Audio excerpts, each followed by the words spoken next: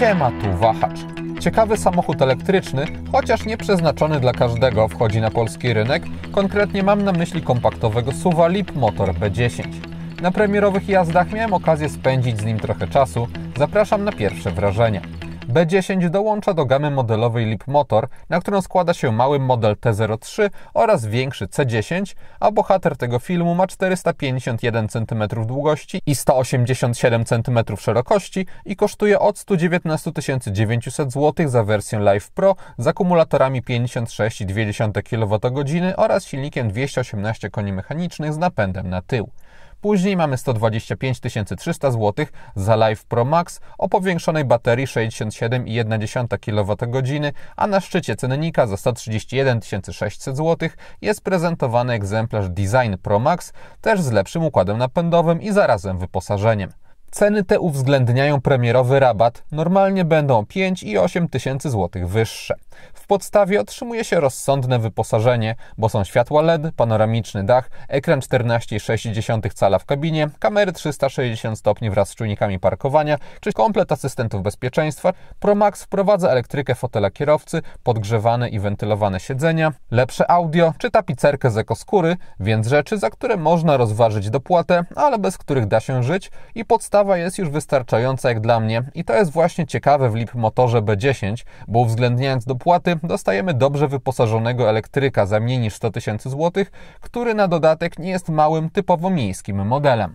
Chociażby na tylnej kanapie, gdy usiadłem za fotelem ustawionym pod siebie, to na nogi miałem jeszcze duży zapas wolnej przestrzeni.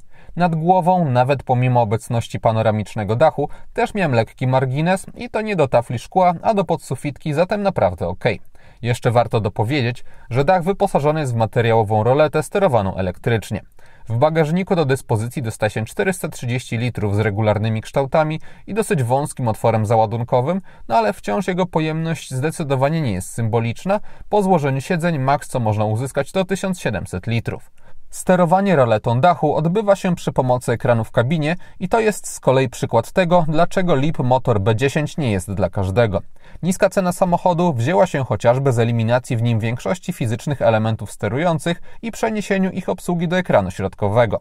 Ma on co prawda solidną przekątną i też naprawdę sprawnie działa pod kątem szybkości, ale jednak pewnych rzeczy się nie przeskoczy, a w testowanym modelu trzeba do niego sięgać przykładowo, aby obsługiwać klimatyzację.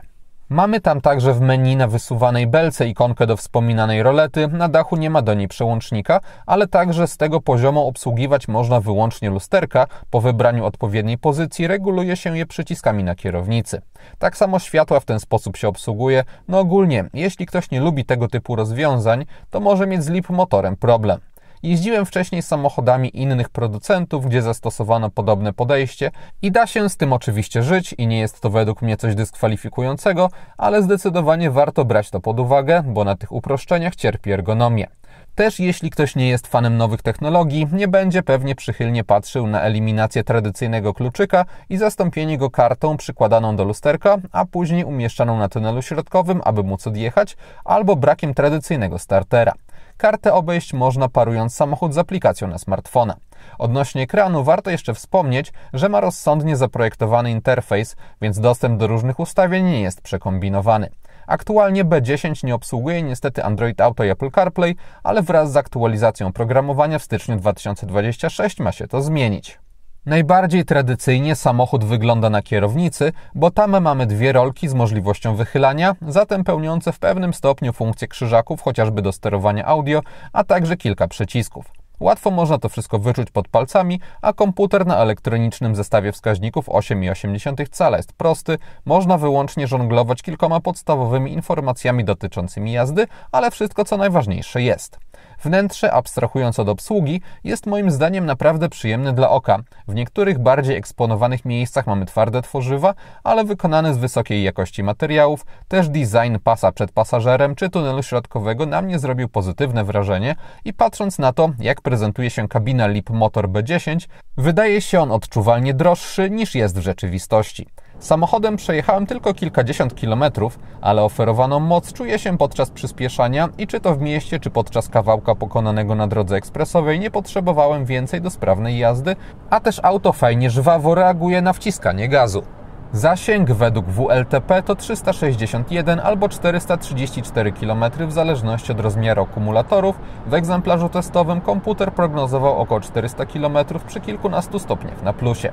Ładować samochód można albo prądem zmiennym poprzez kabel typu drugiego z mocą do 11 kW, zatem według producenta 30-80% osiągnąć można w około 3 godziny.